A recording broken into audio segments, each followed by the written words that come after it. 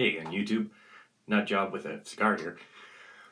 I know it's been a while since I gave you a Canada's Great Except for the Zombies excerpt. Let me sit down here and reposition the camera. There we go. So, first off, yes, story in the dark. It's not actually dark, and you can hear the occasional drop of rain as I'm currently sitting under the eaves trough at a cabin where I was told by a elder to rest. And there's a reason for that. Now, what's really kind of funny is just basically I'm in the middle of nowhere, right? Like I am about 60 kilometers away from the closest town. But there's a reason for that. So I got a call out to around Gift Lake. If you know where that is, good on you. It was a Gift Lake Métis Nation. That's where I was going. And the reason for that is apparently there was a little bit of a hubbub around there because a bunch of the livestock and some of the dogs had started disappearing. So I got a call.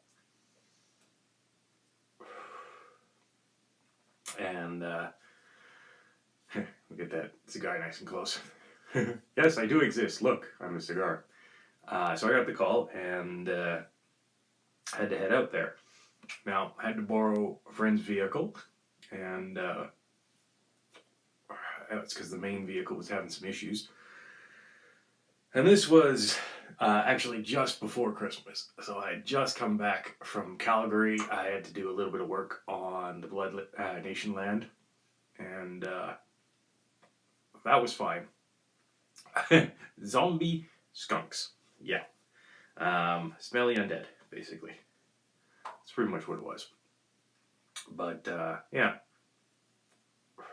The vehicle overheated on the way coming back from that, so had to swap out, borrow a friend's vehicle for the trip up to Gift Lake from here. So, Gift Lake, like I said, had a few issues. So, what I did was I went out there with a couple of different expectations, basically. I had salt, I had some blessed weapons, you know. There was no call this time for me to actually do a live capture, which is nice, because holy fuck, is that a pain. And last time it didn't really end all that well. But yeah. So, anyways, got the call, headed out. It's a few hours. It's up by Whitecourt, so well, it's not really, but it sort of is. Anyways, it's north of here. And, north of home. I keep forgetting where I am. But yeah, got the call, headed out. And I met up at the school, actually. And it was, I think, the second or third time I've been to that school. I did some research for FNIB for the MHA program. So I'd been up there before. And so I met up there. And someone told me was, starting about 5 kilometers out, a bunch of the farms had some of their prize. So basically, like, the bulls and the really fit cows had been taken. Not really any of the, well, there weren't really any calves at that point, but none of the yearlings, none of the steers, nothing that, wasn't pristine. And they weren't sure really what had caused it. So I took the info, laid out a map, and saw that it was kind of like a pattern, like someone had been walking in from the outermost to the innermost. And then the pattern went back, so it kind of doubled back on itself. a couple of the farmers said that, you know, they heard a noise and then that was about it. And the next morning, nothing was there. So I looked, and there was a really small hamlet on one of the old historical maps. And I was like, okay, well, maybe I'll head out to that hamlet and take a gander. So, hopped in the truck and grabbed my kit and headed out to that hamlet. I wonder if you guys can see me by then. I'm trying not to burn my face. Anyways, headed out to the hamlet. And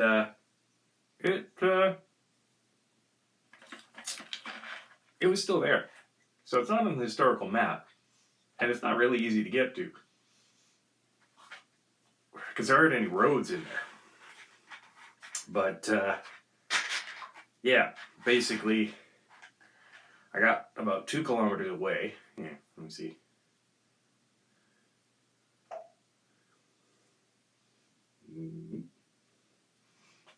It's proving it's me.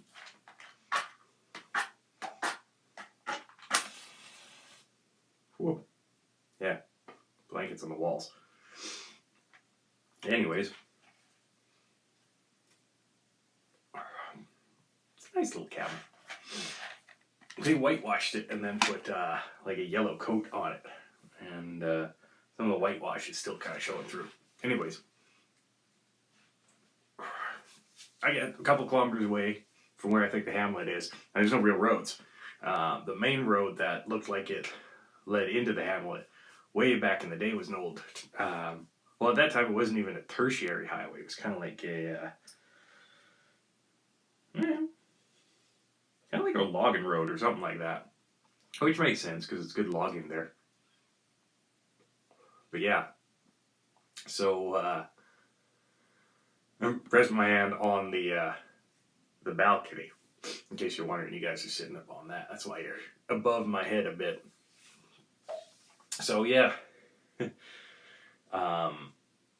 headed out there, stopped on the road, pulled off to the side. Now it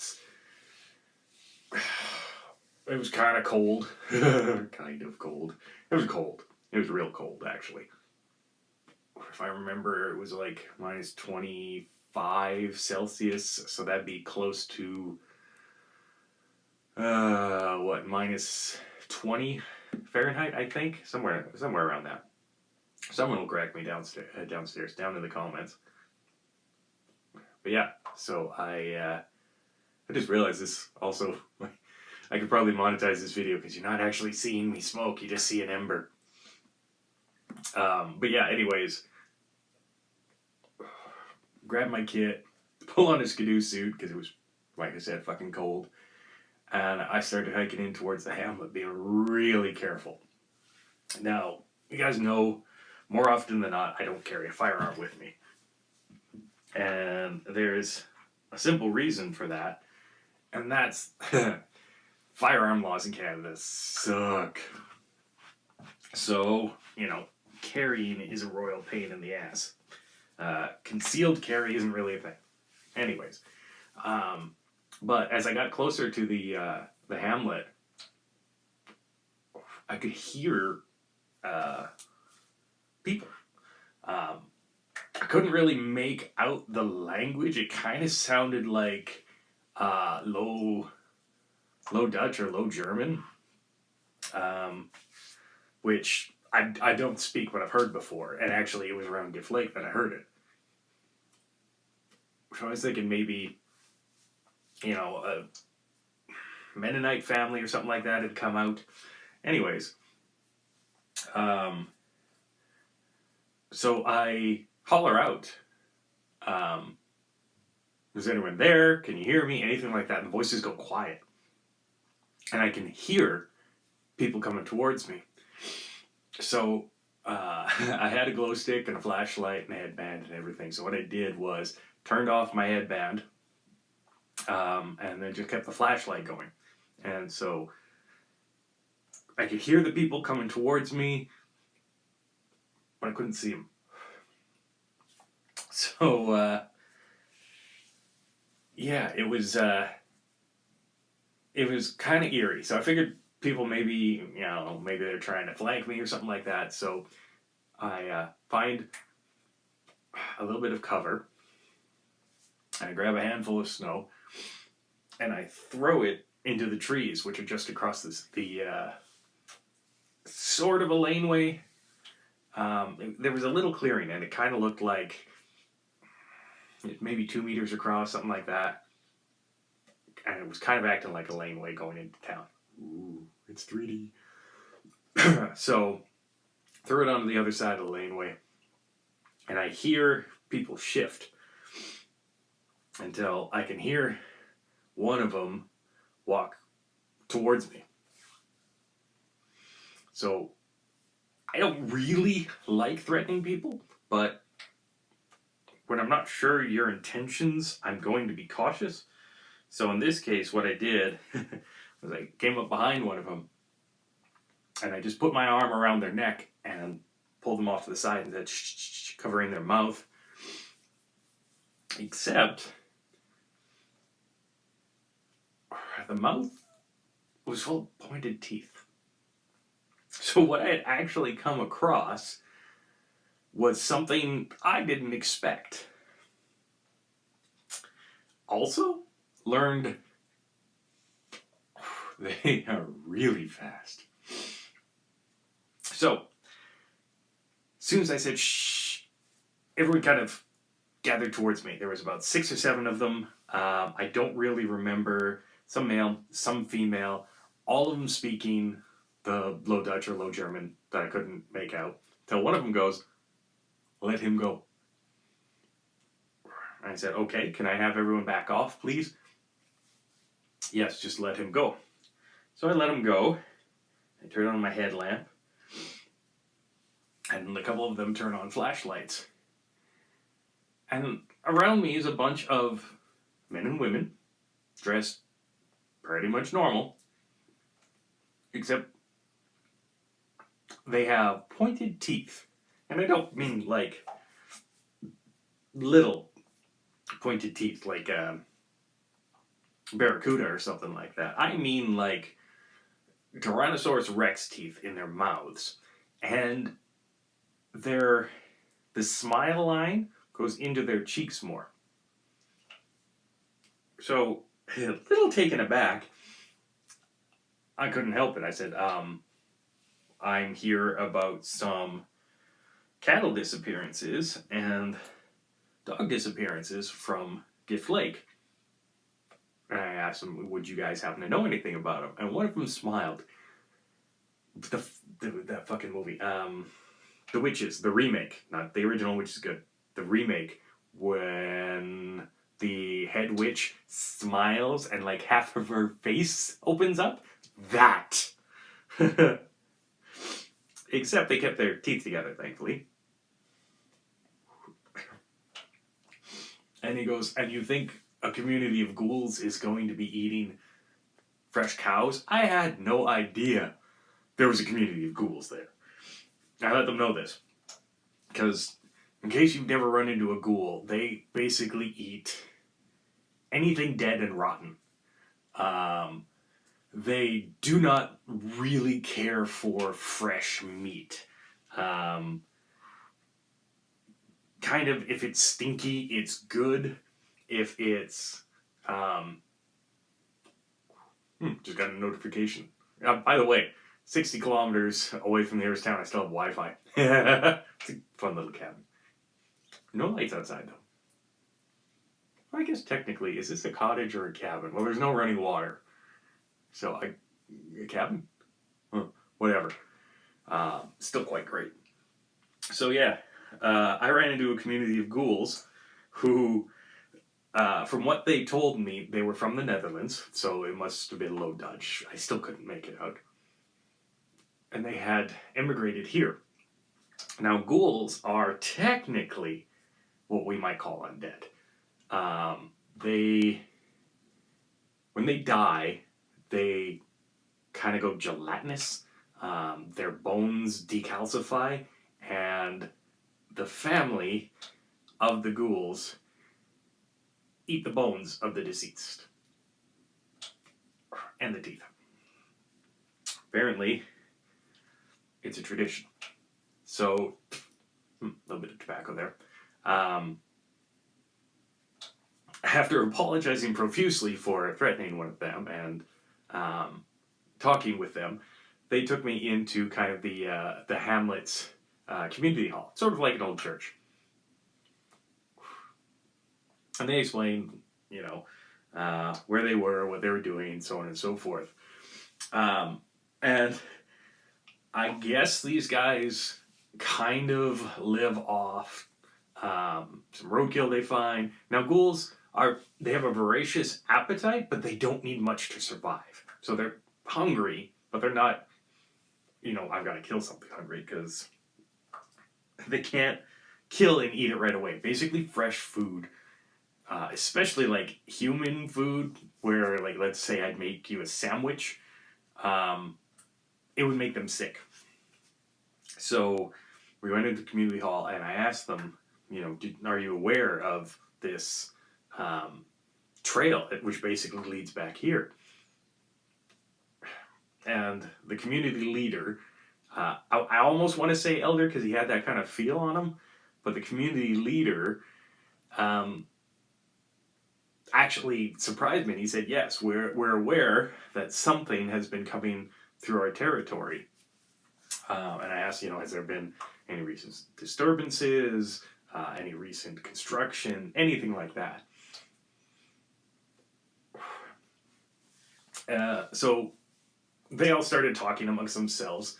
I realize you guys can't see my hands. I'm such a hand talker, but see my cigar. They talk amongst themselves for a minute or two, and one of the guys, actually the one that I had grabbed, pipes in that there had been renovations done at a farm not that far from there. And apparently the farm used to be part of their community before it got taken off the map. Now, I found out why it got taken off the map. It was mostly due to the roads, but apparently the ghouls had talked to one of the local priests, who he was a Catholic priest. Apparently this is going to sound weird, but one of the good ones from St. Paul. If you know the story of blue quills, you'll understand that reference. But yeah, one of the Catholic priests had come across them about 70 years ago. No, sorry. Oh God, what did they say? It's not 70 years, it's like... It was around 1930. So, brain not want to do math. Fucking 90 years ago.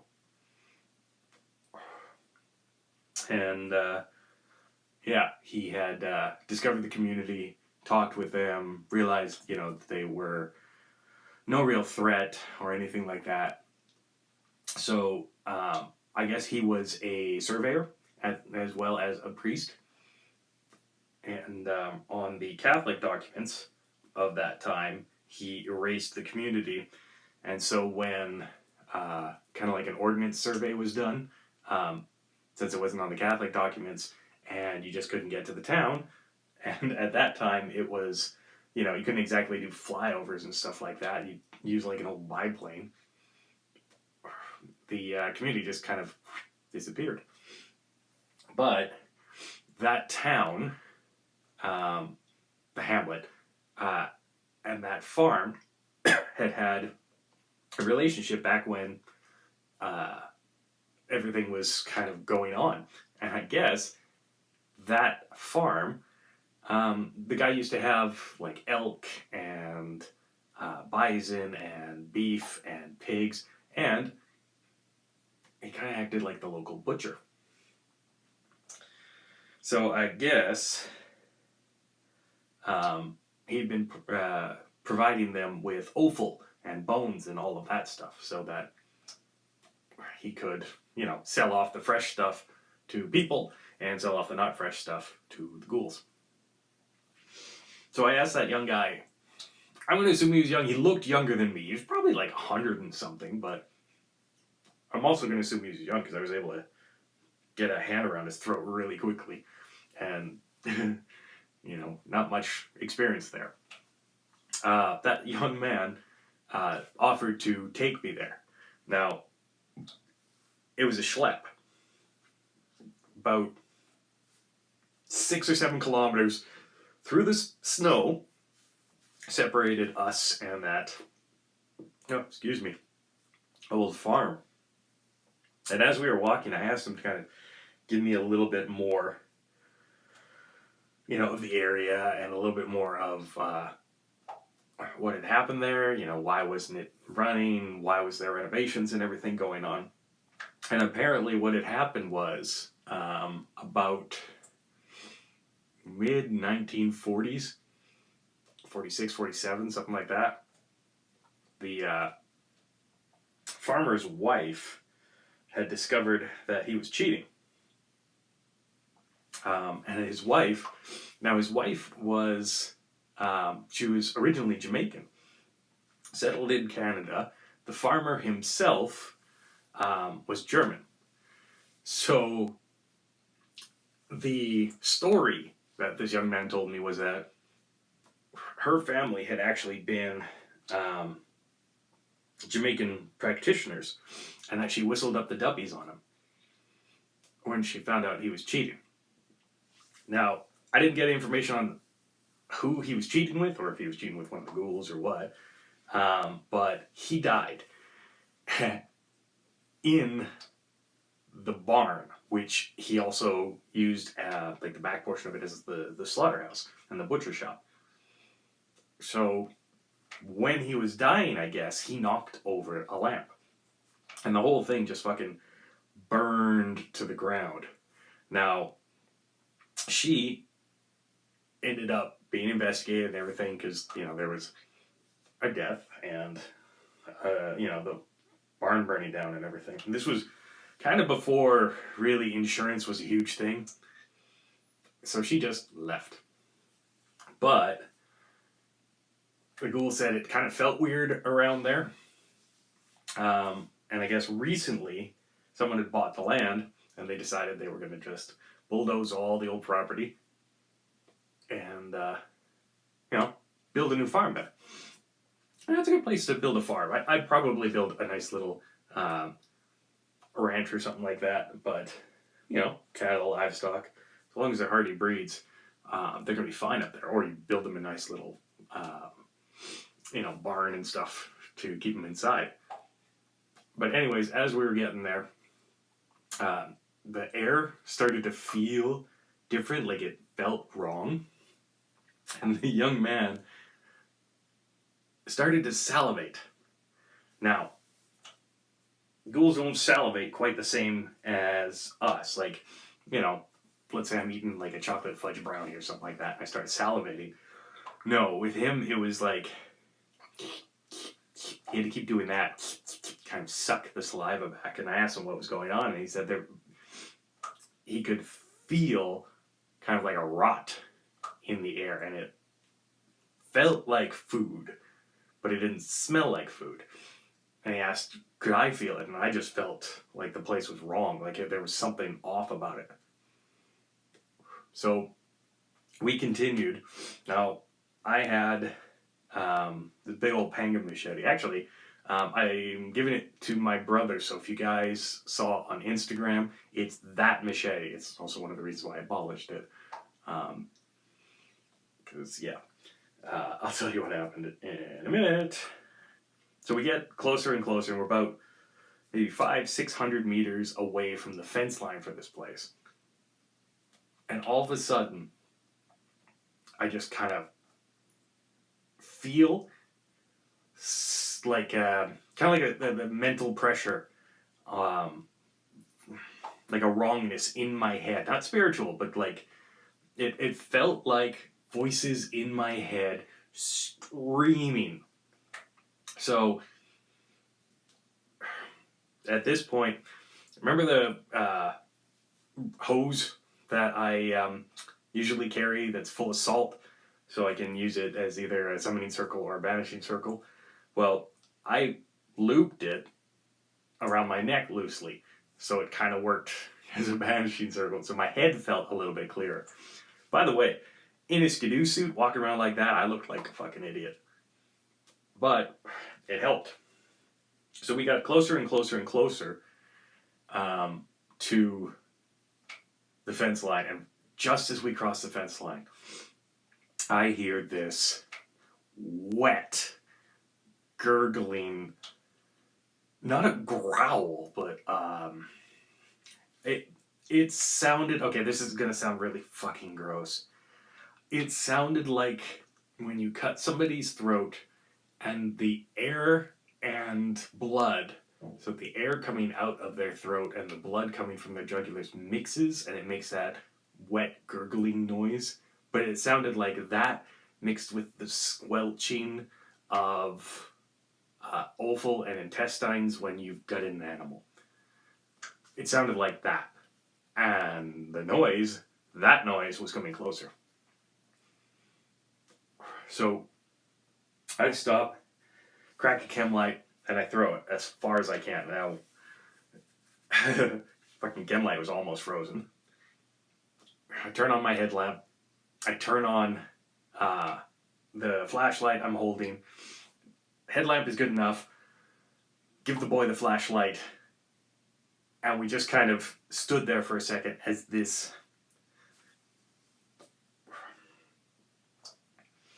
It had one antler sticking out of the side of its head. Not up top, like antlers should be, but on the side of its head coming out. Like someone had stabbed Bullwinkle and twisted his neck wrong. There was no skin on the thing at all. It was just muscle and tissue and like intestines attached to shoulders. It's maw, because there's no other way to describe it. It's maw. The upper jaw looked like a pig's skull, and the lower jaw looked like a cow's skull. The noise it made when it moved was like... how to describe it? If you've ever been to a butcher shop and they're cutting wet meat, so it's not frozen, but they're using their knives to cut apart the wet meat and they slide it across the table, then you hear that noise, but they slide it a little too hard and it's another chunk of meat. We're talking like big pieces, like eye of round slapping into a piece of pot roast kind of thing. That noise, that's what it sounded like as it moved. It was... There's no smell coming off this thing. It felt like it should reek, but everything that was on it was rotten, but there was no smell. So I didn't really react well first time. I had no idea what this thing was. But turns out the ghouls actually know what these things are. It was a rawhead. Now, rawheads are usually from charnel fields or offering pits where, like the Greeks used to have to deal with these fucking things all the time because they're offerings to the gods. Sometimes they weren't quite right, or they were done for purposes that the gods thought were hubris. Excuse me. And the offering would, for lack of a better term, go bad. And the offering itself would gain a form of sentience. It was malevolent. It was evil, basically. Like, it had no purpose other than to consume more of itself. Basically, they're continually rotting. They always need more meat and more offerings to exist, basically. It's kind of like if you remember Star Trek Voyager, the phage, those guys who were always grafting on new body parts because their old body parts had been rotten due to the phage. It's like that, only if they're not smart. But I guess this thing, yeah, it came towards us. And I glanced over, and the young man's jaw unhinged like a snake. And he started running towards this thing. I didn't want him to go alone, so I started running too. This thing moved fast, but it had a mostly human-like shape, humanoid-ish. It was lumpy, it was lopsided, where it should have had hands. One arm ended in a fucking broken off piece of bone that was just jutting out from the meat. And the meat didn't even look right. It didn't look like it was a leg or anything like that. It looked like it had been wrapped in like skunk carcasses and coyote bits, and yeah. And so we get close, and the boy goes on one side, I go on the other side, and I just started hacking with that panga. Now, I was really glad I had the panga, because that thing is a fucking heavy machete. Big cutting blade. And I just started aiming for anything that came close to me. And I took off its arm. And this big... I'm going to use meaty a lot, but this big meaty fucking appendage... Sorry, my cigar is going out. This meaty appendage starts swinging in. It had swung its right appendage at me. And it hit me with a squelch and knocked me over. And then, all of a sudden, I see a jaw close down on it. So, for the next 2 minutes, I swear it felt like 2 fucking hours, I watched and helped chop up this newly formed rawhead, which I guess must have been, if she whistled up the duppies, they're kind of like, sort of like a ghost spirit, sort of like Loa, kind of hard to explain, but they usually do whatever the person wants for a short period of time, and then they're either captured again, released, or in this case, I guess, trapped by the fire. And they were trapped in the rubble. Now, fire is usually quite purifying, right? So you get something that tries to animate rotting flesh, and it can't gather itself because most of the flesh has been burned away, but it still harbors within a portion of it, which, well, it's fucking Canada, froze and stayed frozen for a long period of time. And then you fucking take a bulldozer and you knock it over, and you put it into a pile where it starts to thaw, and then you start doing more construction around it, which just warms it up. Basically, these people had fucking woken up an old rawhead that was starving.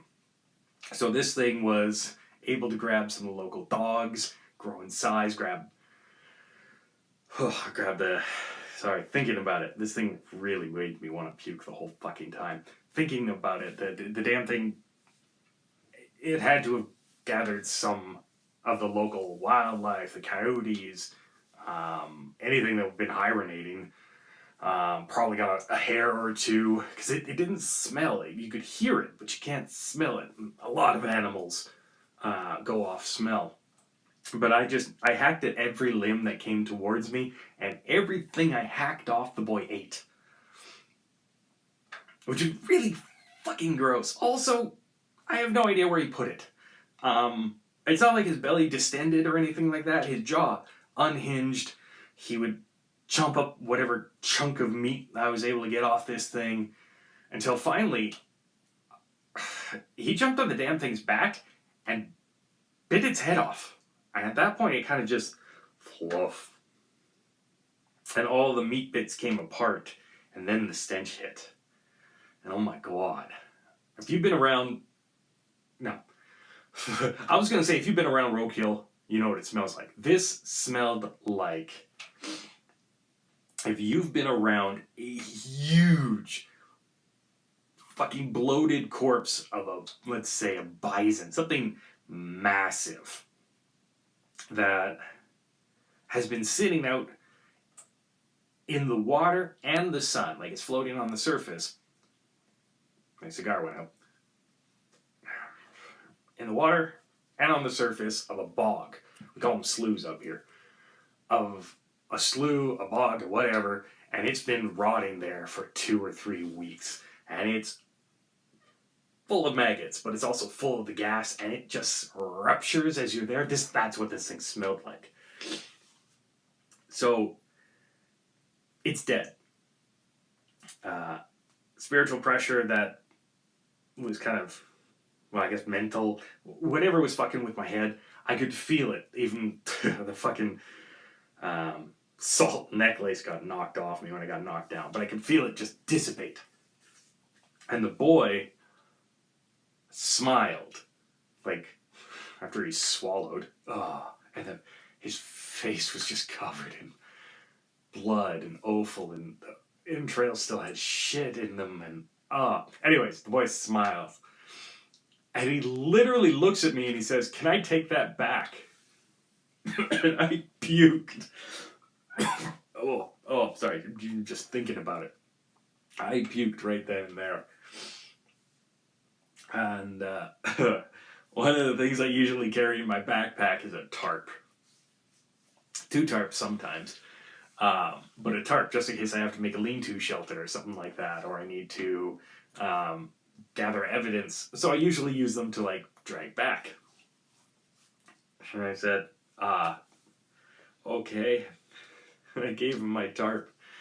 I never want that tarp back.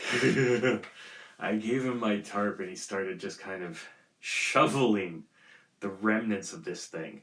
And there was still probably a good 100, 110 pounds of just what?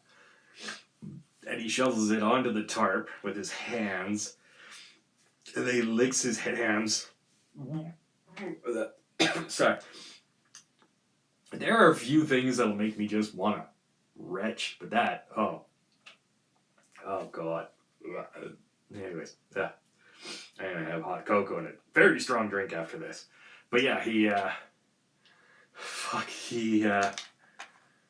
shoveled it all onto the tarp, and we went back the way we came. I should probably let you know, ghouls are really fucking strong, because this 110 pounds wrapped in a canvas tarp, he just slung it on his back, and we walked back. Now, I am strong.